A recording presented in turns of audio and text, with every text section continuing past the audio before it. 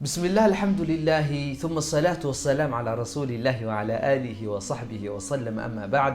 الحمد لله الذي هدانا لهذا وما كنا لنهتدي لولا أن هدانا الله سبحانه جل في علاه وحان كبريا كلمة حقه إنه عربك كسوة intaas kadib walaalayaal sidaad ogsoontihiin maalmahan oo dhan walaalo badan ayaa ila soo xiriiray su'aalo badan i weydiinayay mowduuca aan ka hadlayo wuxuu yahay arintaas waxay igu noqotay arin aad iyo aad igu cajabisay arin aad iyo aad igu keentay inaan tafakkur sameeyo inaan baaritaan sameeyo inaan howlgal wanaagsan ka sameeyo dabciga bini'aadamka sidaad ogsoontihiin walaalayaal erayga aan ka hadlayo ayaamahan oo dhan erayga jacayl ma aha eray nagu cusub erayga nacayb ma ahana eray nagu cusub sidaas darteed waxaa laakiin dhibka ka jira ayaa waxay tahay fahanka bini'aadanka iyo ku dhaqanka ama daryeelida ay u isticmaalaan labadan dareemo sidaas darteed walaalayaal maanta waxaan jeclaystay walaalahayga dad badan isoo weydiiyay wallahi meeshaasna iiga baxay fahan gaar ah dadka jacaylka ahamiyadiisa siiya iyo dadka aanan siinin dadka jacaylka qaabkay u fahmaanna aan fiiriyay sababtoo ah su'aalo badan baa idin soo weydiiyay su'aalahan idin soo weydiiyo walaalo aad u fara badan way fahmi waayeen dhalinyaro aad u fara badan baa isoo weydiiso haba u badnaadee gabdhaha dhinacooda gabdho badan ayaa isku dayay gabdho badan ayaa ma aragtay kasoo jawaabay ilaahay khayr ha siiyo waxaana isleeyahay jacayl markii laga hadlayo waa naxariis waa dareen waa kalgacayl waa ixtiraam waa waxyaalo badan intaasoo dhanna waxaa macnaa qalbiga bini'aadanka maadaama dumarka ay cafiifo yihiin inay intaasi qalbigooda ku koobana ama ku haystaan ama ay la dhaqmaan hooyo waxay jeclaanaysaa caruurteeda waxay jeclaanaysaa maxaa la dhahaa waxay jeclaanaysaa caruurteeda way u naxariisanaysaa kalgacayl ayay ku beeraysaa familal ayay waxay u tahay hooyo sidaas darteed marka waxaa isleeyahay dumarka inay maaragtay arrintaasi ahmiyad gaar ay siiyaan dhinaca markii dhalinyarada laga hadla ay kaftan iyo ciyaar ileen sidaas darteed maanta markaa fiirisid yani xawaasha aan soo baray waxaa kamid ah dadka jacaylka rasmiga ah fahma gabdhaha ayaa u badan sababtoo ah gabdhaha badana markay soo qorayeen waxyaalaha aan dhaxal dhiga ahaa oo aan si fiican yani uga fikir ayaa waxay ahayd waxay isticmaalayeen ay saldhig uga dhigayeen jacaylka ilaah jacaylka nabiga sallallahu alayhi wasallam jacaylka diinta islaamka arrintaas ayaana aniga ahaana ah saldhig aan ka duulayo sababtoo ah walaalayaal Allah subhanahu jalla fi ulah wuxuu noo jecel yahay si aanan marnaba qalbigeena iyo maskaxdeena aan soo gelin karin nabiga sallallahu alayhi wasallam wuxuu leeyahay ilaahay wuxuu idinka jecel yahay hooyadii idin dhashay hooyo haday naxariis leedahay ubadkeeda jeceshahay ee daryeesha ee habeenii maalin usoo jeeda macaadallah ka waran Allah subhanahu wa ta'ala jacaylka uu inoo qabo sidaas darteed ayaa waxaa dhacday hooyadii ilaahay subhanahu wa ta'ala khayr ha siiye badana ayaamahan markay ma aragtay ama TV-yada daawanaysa ama aan ka wada hadlay nolosha waxay dhahdaa ilaahay xaqa u heeli meeshaasna waxaa iga soo baxay arin cajiib ah sababtoo walaalayaal fitantii ayaa badatay xasidnimadii ayaa badatay maxaa la dhahaa fitantii ayaa badatay xasidnimadii ayaa badatay cuqdadii ayaa badatay nacaybkii ayaa badatay dulmigii ayaa batay walaaltinimadii oo lagu bedela maxaa la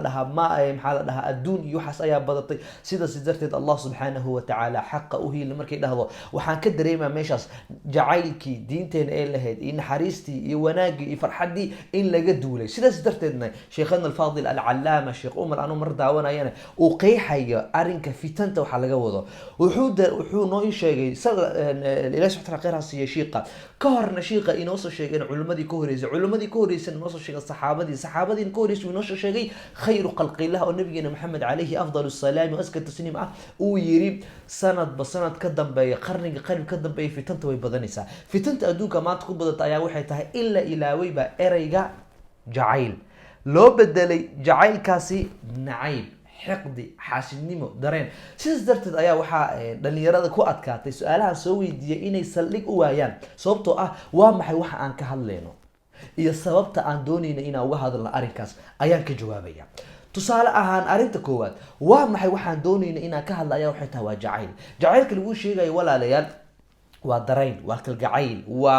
ونبض. لأجل ذلك الله سبحانه وتعالى مركو بني آدم كإنسان كأبوري وحكو أبوري ميل جعيل يا رحمة يا وناق يا ظلم يا حقد وحسن أنا اللهين ومحي وجنة جنة إله سبحانه وتعالى هدنا إنه يرى القرآن كيسن إله كل هي والله يدعو إلى دار السلام. لأجل ذلك مرك إله ما دام أنو أبوري ماشي وناكسن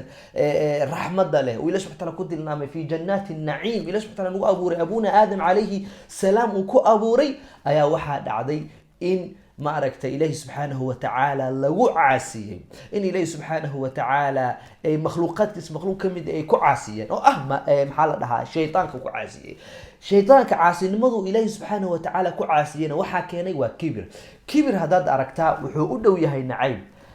مركي لقصر ريبا الله سبحانه وتعالى جل في علا ليس كمثله شيء وهو السميع البصير. كبر كلي سبحانه وتعالى أوديس قوتيس علميس حكمتيس وحات المامي كالنبر. أما وحي كسهرا كبر أمسوق نادن. لأجل ذلك إبليس لعنة الله عليه مركو الله سبحانه وتعالى جنة وأبوري رحمة جعيل